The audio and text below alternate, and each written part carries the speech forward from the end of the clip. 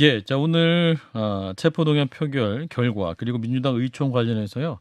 민주당 입장 들어보겠습니다. 더불어민주당 고민정 최고위원을 연결합니다. 의원님 나와 계시죠? 예, 안녕하세요. 예, 먼저 이제 윤관석 이성만 의원의 체포동의안 표결 문제부터 여쭤봐야 될 것 같은데 일단 네. 두 의원 모두 체포동의안이 부결됐습니다. 결과적으로 민주당 의원님들이 다 반대표를 많이 던지신 거로 분석되고 있는데 의원님은 이 결과 어떻게 받아들이고 계십니까? 저도 좀 표, 가, 부, 기권, 뭐 이런 것들을 좀 봤는데요. 예. 예전에 이재명 대표 체포동의안이 들어왔을 때랑 비교를 해보면 음, 가결 숫자는 비슷합니다. 그런데 다만 달라진 점은 기권이나 무효표를 던졌던 표 수가 부결표로 이동한 걸로 보여지거든요. 예, 그래서 이게 왜 그랬을까? 아마도 이제 뭐 의원들도 다 사람이니까요. 예, 현재 이 사건에 대한 어떤 세세한 부분들에 대한 판단이라기보다는, 음, 전반적인 이제 검찰의 이런 수사나 뭐 이런 체포동의안 요청 등에 대해서 무효나 기권을 했던 의원들이 이 검찰이 좀 무리한 것 아니냐라는 판단으로 바뀌고 있는 게 이 표로 나타난 것 아닌가 저는 좀 그렇게 보거든요. 음, 그 아마 국민들의 판단들도 그렇게 조금씩 변화하고 있는 것 아닌가 하는 생각도 들고요. 예, 그래서 국민의힘 쪽에서는 뭐 방탄국회라는 말을 굉장히 많이 하시는데 예, 사실 저희가 가결 결과를 내든 부결 결과를 내든 무엇이 됐든 계속 방탄국회라는 말은 아마 쓸 겁니다. 음, 국민의힘에서 그 단어를 포기하지 않을 거라고 보기 때문에. 예, 그래서 결국에는 방탄이라는 프레임과 또 민주당 입장에서는 검찰의 무리한 수사로 야당 탄압을 받고 있다는 이 프레임이 지금 서로 충돌하고 있는 양상인데 예, 어떤 것이 국민들을 더 설득해낼 수 있는지는 음, 그거는 현재 진행 중인 것 같습니다. 그렇군요. 근데 이제 그럼에도 불구하고 노웅래 의원과 이재명 대표에 대한 체포동의안이 세 번째 이제 부결이다 보니까 이제 뭐 네. 국민의힘의 비판도 있습니다만 방탄정당이다. 이 방탄정당을 자초하고 있다 이런 비판도 듣고 계시죠? 네, 말씀드린 것처럼 어떤 결과를 내든 아마 방탄이라는 얘기는 계속 할 것이어서요. 예, 물론 이제 그 말들을 우리가 그냥 한 귀로 듣고 한 귀로 흘려서는 안 될 일이긴 하지만 예, 현재 진행되는 전반적인 상황을 좀 볼 필요가 있다고 생각을 합니다. 어, 왜냐하면 요 얼마 전에 그 국회 사무처가 압수수색되지 예, 않았습니까? 뿐만 아니라 최강욱 의원의 사무실 압수수색 건도 어떤 명확한 혐의나 증거나 이런 것들이 있어야 압수수색이라는 어쨌든 꽤나 강한 수사이지 않습니까? 그렇죠. 예, 그게 이루어질 거라고 일반인들도 생각하는데, 최강욱 의원의 설명을 들어봐도 그렇고, 또 이제 그들의 행위들을 봐도 그렇고, 명확한 내용 없이 사실은 한동훈 장관의 개인정보가 털렸다는 이유 하나만으로 들어온 것 아닙니까? 예, 그래서 너무 과도하다라는 판단을 의원들도 좀 하고 있는 것 같고요. 음, 특히나 국회 사무처가 압수수색 당했다는 건 전 아직까지도 굉장히 좀 충격인데요. 예. 국회 사무처가 일부러 무언가를 숨기거나 범죄 행위를 했거나 그런 온상이라는 뭐 이런 게 아무것도 없음에도 불구하고 만약에 한동훈의 개인정보가 아니라 고민정의 개인정보가 털렸다면 이런 일까지 벌어졌을까라는 음, 생각을 많은 사람들이 한다는 겁니다. 아마 이런 일련의 사건들도 오늘 표결에 좀 영향을 미치지 않았을까 음. 추정을 좀 합니다. 한동훈 장관 얘기해서 요거만 질문 드리면려고 이제 예. 다음 분이 질문하실 텐데 오늘 이제 국회 체포동의안 부결에 이거 체포동의 요청 이유를 이제 한 장관이 말하지 않았습니까? 여기서 네. 이제 약 20명의 민주당 의원들이 돈을 받은 혐의가 있는데 여기에도 또 여기 계시지만 또 표결에 참여한다. 이게 과연 공정한지 그 문제에 대해 문제 제기를 했거든요. 네. 이 어떠한 동의 요구를 듣고 또 민주당 의원들이 오히려 더 부결로 돌아선 것이 아니냐 이런 해석도 있는데 의원님 어떻게 네. 판단하십니까? 맞습니다. 저도 거기에 동의하고요. 사실 그 장관으로서 할 수 있는 발언의 선을 넘어선 거라고 봅니다. 다분히 감정적인 발언이었고요. 예, 어떤 근거로 그런 말을 합니까?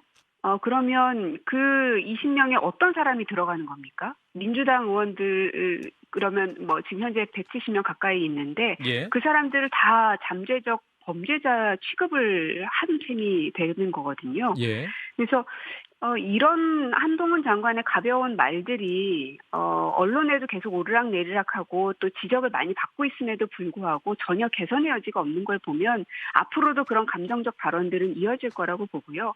그것이 윤석열 대통령에게 부담이 되고 있다라고 저희는 판단하고 있는데 뭐 대통령께서는 뭐 워낙 아끼는 분이라고 하시니 같이 그러면 이제 끌어져 내려지고 있는 형국이라는 그런 안타까운 이런 게 좀 들긴 합니다. 네, 근데 저희가 얘기해봤자 뭐 들으시진 않겠지만. 예, 김정혁 장관님 두 분 함께 질문하시죠. 네, 고위원님 안녕하세요. 저는 국민의힘 소속의 김종혁이라고 합니다. 네. 네, 제가 드리는 질문은 아까 수사와 체포 동의안 요구가 무리한 거다라는 것들이 의원들이 생각을 하시고 또 국민들도 바뀌고 있다 이렇게 보셨는데 그 녹취록이 공개되지 않았습니까? 근데 녹취록은 언론에 의해서 공개됐는데 제가 검사라고 해도 그 녹취록에 나오는 그런 단어들, 그런 표현들을 보면 수사에 착수하지 않을 수가 없을 것이고 그리고 수사를 하다 보면은 당연히 혐의가 입증된다고 생각하면은 구속영장, 체포영장, 그 체포 동의안을 낼 수밖에 없을 것 같은데 이런 부분에서 어떤 것들이 무리한 거라는 건지가 첫 번째 궁금하고요. 두 번째로는 그것이 일단 거기에 대한 답변을 먼저 말씀드리고 잊어버릴 수 있으니까. 네. 일단은 그 말씀하신 그 내용들이 수사를 받지 않겠다가 아니라는 거를 잘 알지 않으십니까?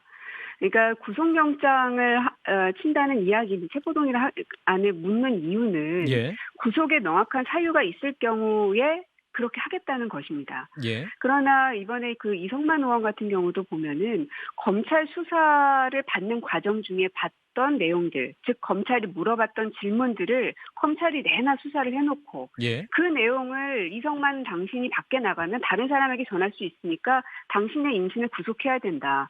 그러면 이성만 의원 입장에서는 검찰 수사를 받지 말았어야죠. 그러면 구속영장의 이유가 성립이 안 됐을 겁니다. 이런 게 과연 합당하다고 보시는 겁니까? 그러면? 구속사유의 가장 큰 것은 부인입니다. 어떤 혐의 사실에 대해서 부인을 할 때는 부인을 하는 사람은 그것을 증거를 인멸할 가능성이 있다 혹은 말 맞추기를 할 가능성이 있다라고 판단을 하는 것이고 그리고 그 판단은 검찰이 하는 게 아니라 법원이 하는 거거든요. 법원이 지금 현재 자신의 혐의 사실을 부인하는 사람은 김건희 여사님도 계시죠. 수사조차 아무것도 안 받지 않았습니까? 그렇게 검찰의 법의 원칙에 대해서 얘기를 하고 싶으시다면 본인들의 사건들에 대해서도 명명백백하게 떳떳하게 나서는 모습을 보인다면 오히려 저희가 할 말이 없을 겁니다. 그러나 김건희 여사에 대한 수사가 이토록 많은 사람들이 요구하고 있음에도 불구하고 아무런 조사도 받고 있지 않으시죠? 소환됐습니까? 혹은 뭐 서면 조사라도 받았습니까? 어떤 조치가 있었나요? 문재인 정권에 제가 알기에는 문재인 정부에 있을 때 그 수사를 김건희 여사를 불러다 수사를 종결하려고 하니까 그때 당시에 그러면 안 된다라고서 반대를 했던 것들이 문재인 정부 하에서의 검사들인 걸로 알고 있고요. 예, 논점이 이게 논점이 그게 아니기 때문에 그 말씀을 뭐 드리고 싶은 얘기는 없는데 또 하나는 최광욱 의원에 대해서 이것도 과도한 수사라고 하셨는데 최광욱 의원실에 워터마크가 찍힌 그런 자료가 공개됐다는 거 아닙니까? 그 복사하는 과정에서 찍힌 워터마크 말입니다. 그러면 검찰의 입장에서는 그 청문회 자료가 유출이 됐는데 그 청문회 자료에 최광욱 의원의 워터마크가 찍힌 그런 자료가 유출이 되면 그 사무실을 압수수색하려고 나오는 것이 너무나 당연한 거 아닐까요? 결과를 한번 보시죠. 어떤 게 진실인지. 무조건 죄가 있는 것으로 지금 추정하고 저에게도 질문을 하고 계시는데 그게 과연 무죄 추정의 원칙에 입각해서 보시는지에 대한 의문이 들고요. 그리고 청문회 당시에 있는 자료들은 그 안에서는 여러 가지 용도로 사용되기도 하고 쓰여지기도 하는데 저도 뭐 검찰이 아니다 보니까 무슨 혐의를 가지고 무슨 자료를 가지고 하는지 제가 실물을 보지 않아서 정확하게 말씀을 드릴 수는 없습니다만 기자들이 취재할 수 있는 권한이 빼앗긴 것 아닌가라는 부분에 대해서도 한번 좀 고민해 보셨으면 좋겠다는 생각은 듭니다. 장 변호사님. 저는 좀 주제를 바꿔서 안녕하세요. 저 장윤미 변호사라고 합니다. 그 지금 총선이 얼마 남지 않다 보니까 같이 청와대에 몸담았던 조국 전 장관이 총선에 출마할지 여부도 상당히 언론의 관심을 모으고 있는데요. 의원님이 보시기에 뭐 적절하다고 보시는지, 출마 가능성이 실제로 열려 있다고 보시는지 한번 여쭙고 싶습니다. 뭐 개인의 자유에 해당되는 부분이라 제가 뭐 해도 된다 하면 안 된다라고 얘기할 수는 없을 것 같고 예. 아직 명확하게 본인의 입장이 밝혀지지 않은 상황이라 과연 출마를 하실까? 저는 안 하실 것 같다는 생각이 좀 들기는 하는데 뭐 이것 또한 저의 그냥 추측일 뿐인 것이어서 예. 별로 의미가 없을 것 같고요.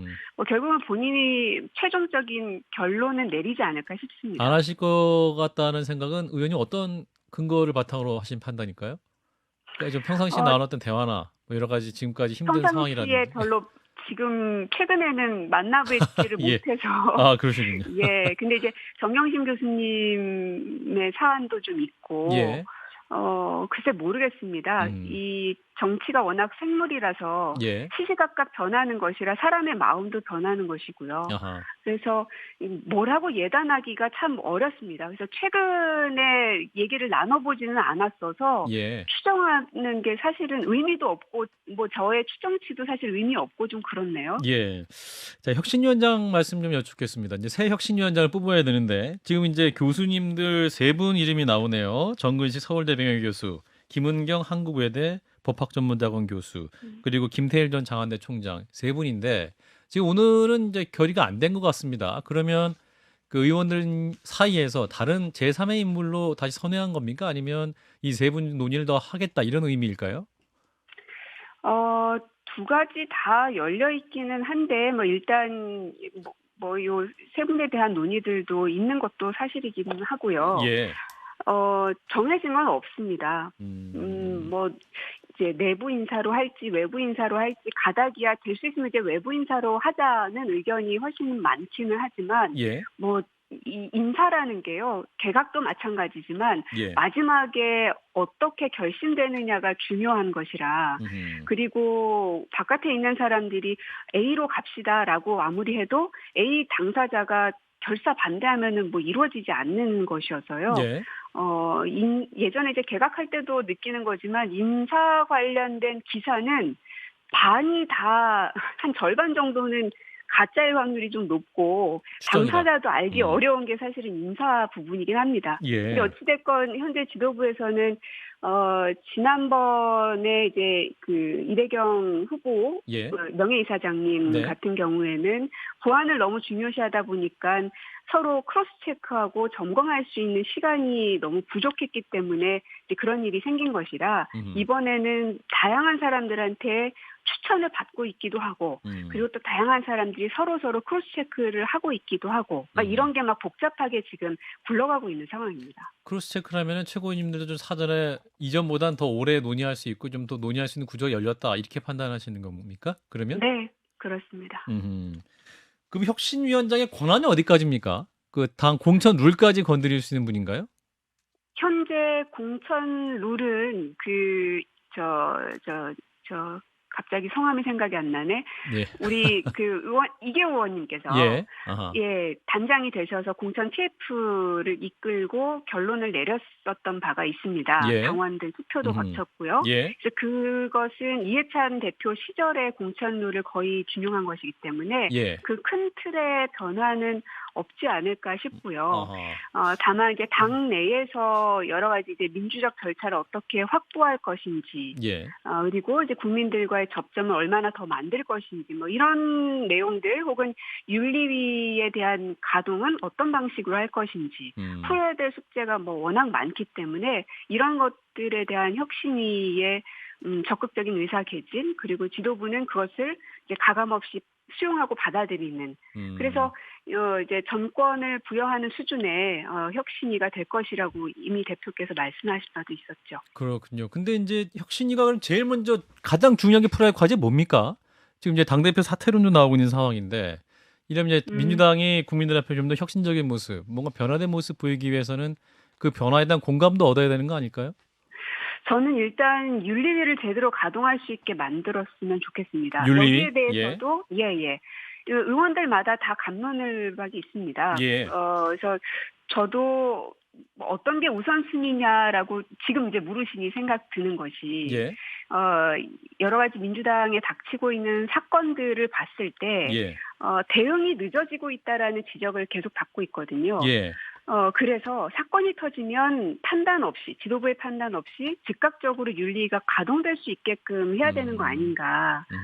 그렇게 되면 하루라도 1시간이라도 더 빠른 판단을 내릴 수 있을 거라는 생각이 좀 들어서, 왜냐하면 앞으로 검찰의 수사와 뭐 먼지털이식 수사 이런 것들은 계속 있을 것으로 저희도 뭐 예상하고 있기 때문에 예. 어떤 일이 닥치든 시간에 구애받지 않고 빠르게 결단할 수 있는 모습을 보이려면 그 시스템을 정비하는 게 필요하다. 그래서 윤리감찰단이든 뭐 윤리든 이런 것들을 좀 확대 구성하는 것을 이미 의총에서 결의한 바도 있었기 때문에 예. 이걸 좀 빨리 결정짓는 게 저는 급선무라고 생각합니다. 오늘 의원총회에서 이재명 대표의 책임론 혹은 재신임론 얘기도 혹시 나왔을까요? 뭐 거의 없었다고 봐야 됩니다. 없었습니까? 네. 없었다고 봐야 한다는 건 무슨 말씀이십니까? 그러니까 얘기를 하신 분이 한 분 계셨습니다. 아. 제 기억에는. 아하, 그렇군요. 그러나 거기에 대해서 의원들이 동의하지 못하는 분들이 많으셨던 걸로 기억을 하고요. 아, 우선순위는 아니었다. 오늘 의원총회에서. 네. 예, 알겠습니다. 오늘 말씀 여기까지 듣겠습니다. 고맙습니다. 네. 네, 더불어민주당 고민정 최고위원이었습니다. 좋아요, 구독! 알림 설정.